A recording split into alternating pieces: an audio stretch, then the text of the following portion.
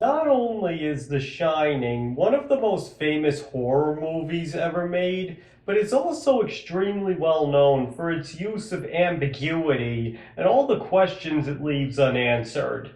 But I already covered that aspect of the movie in a separate video, which you can find a link in the description too. Instead, what I want to do today is see if I can answer one of the most famous questions surrounding this movie, which has sparked so many debates, theories, and more questions. With that being, were the ghosts even real in the first place, or was it all just in the characters' heads?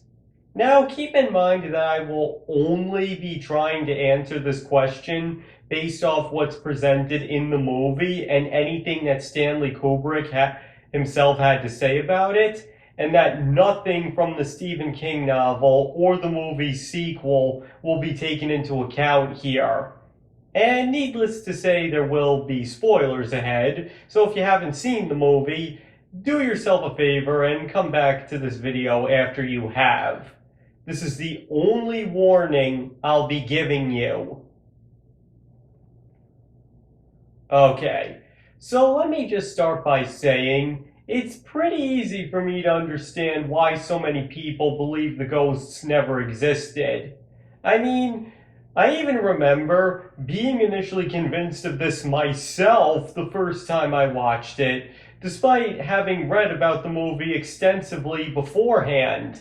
I mean, the ghosts only appear to Jack in reflective surfaces. There's never any evidence of them having been there, and the introduction of Lloyd in particular is basically presented as him succumbing to insanity and starting to suffer from hallucinations. There's also a particularly interesting bit during Jack's talk with Grady in the bathroom where he looks in the mirror rather than at the man's face directly when he wants to get a better look at him, and almost seems to be wondering if what he's seeing is actually real. And on that topic, there's also the fact that Jack never questions the appearances of the ghosts and almost seems to behave as if he's familiar with them, which would make a lot more sense if they were all just a figment of his imagination. But at the same time, if the ghosts never did exist, then that does leave some questions without answers. Specifically, how did Danny get those bruises on his neck? Who opened the door to room 237? How did Jack find out that Danny had called Holleran for help? Why is a man that's the splitting image of Jack in a picture taken decades before he was born? And most famously, how did Jack get out of the storage pantry? Now, many have tried to come up with complex theories to answer these questions, with a famous one being that Jack was abusing Danny and that's how he got the marks on his neck, as well as hundreds of different theories on how Jack got out, ranging from Danny doing it as part of an elaborate plot to kill Jack, to Jack having a bit of the shining in him and using that to open the door. However, I don't think those theories hold much water, as there's simply not enough evidence in the movie to support them. Because one thing that a lot of people who insist the ghosts aren't real overlook is the abilities of The Shining are obviously real regardless of whether or not the ghosts are. And The Shining is clearly displayed as a supernatural gift. So if telepathic communication and the ability to see the past and future does exist, why can't the ghosts? And one can't argue that The Shining isn't real either, because unlike the ghosts, The Shining not being real would derail the entire movie for one simple reason. How would Halloran have known that the Torrances were in danger? I mean, a man does not go to the lengths he does because he just has a feeling something is wrong. Danny clearly communicated to him that something bad was happening.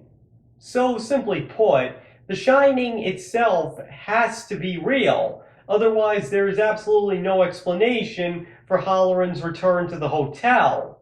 And if the supernatural then is known to exist to the audience in that capacity, then that only supports the idea that the ghosts are also real.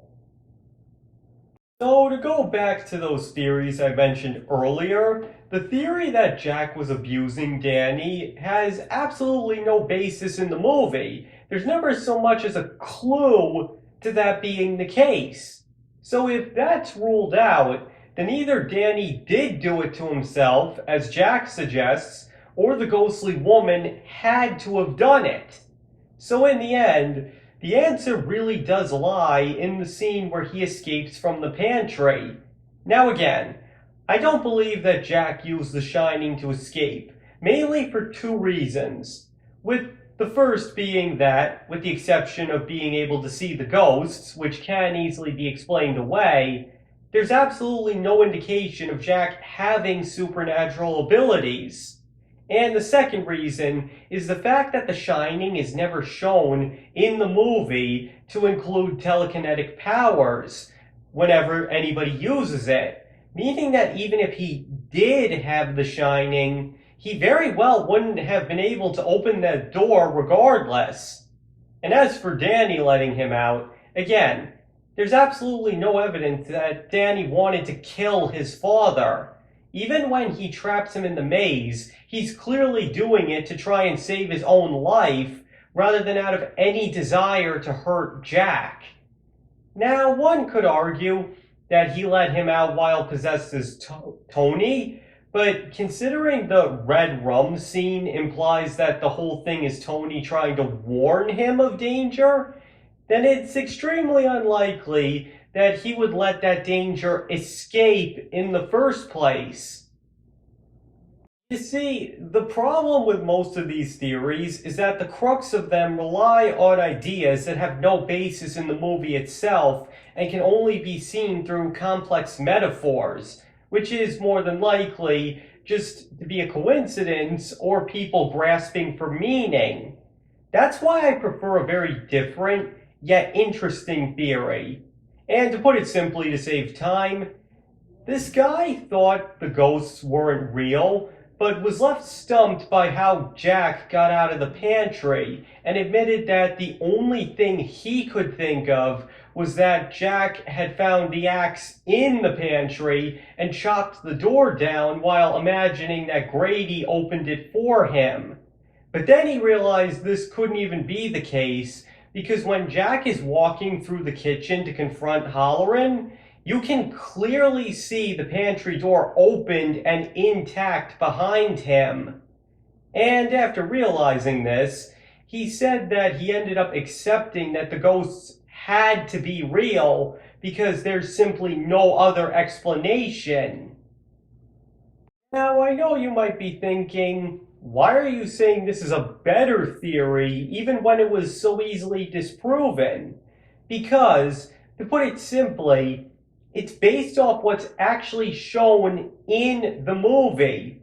We don't see where Jack actually gets the axe from and is shown to be quick to chop down doors. So it isn't far-fetched to think that if the ghosts weren't real, he really could have gotten out that way. And it's only the fact that you get to see the door afterwards that proves it wrong.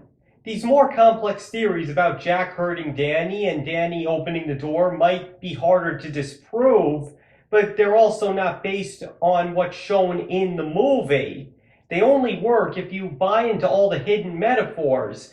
And I really don't think that anyone, even Stanley Kubrick, would take things to such an extreme. And speaking of Kubrick, there is also what he himself said about it.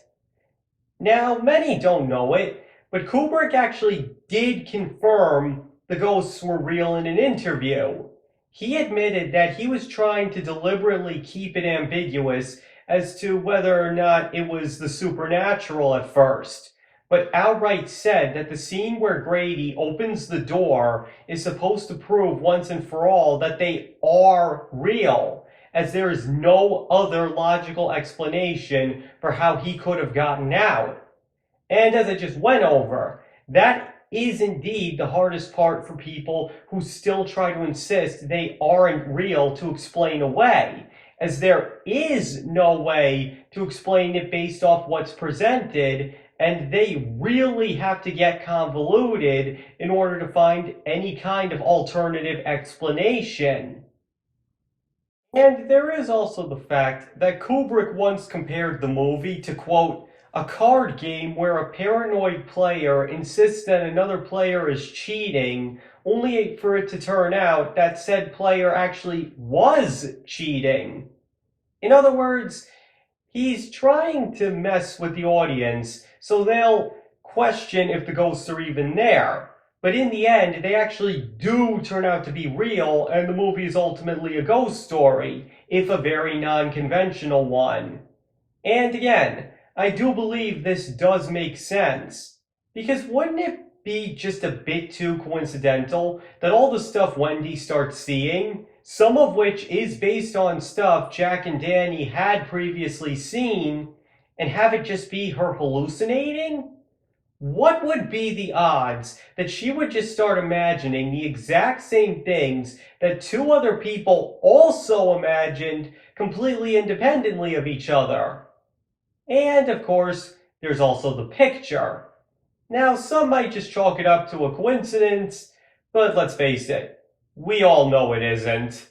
And that's in addition to all the other things I've already covered.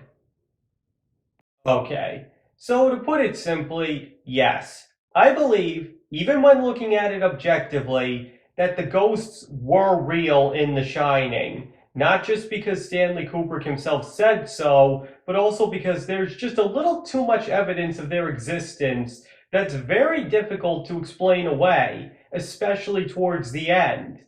And listen, I'm not trying to put down the people who came up with those theories I brought up, because they are actually very clever ones. All I'm saying is that they deviated too much from what's shown in the movie to actually be considered viable. But I guess it really does speak to the genius of Stanley Kubrick that he did such a good job of keeping the audience guessing as to whether or not the ghosts were real, that there are still plenty of people out there who insist that it was all in the characters' heads, even after Kubrick essentially revealed that they did indeed exist.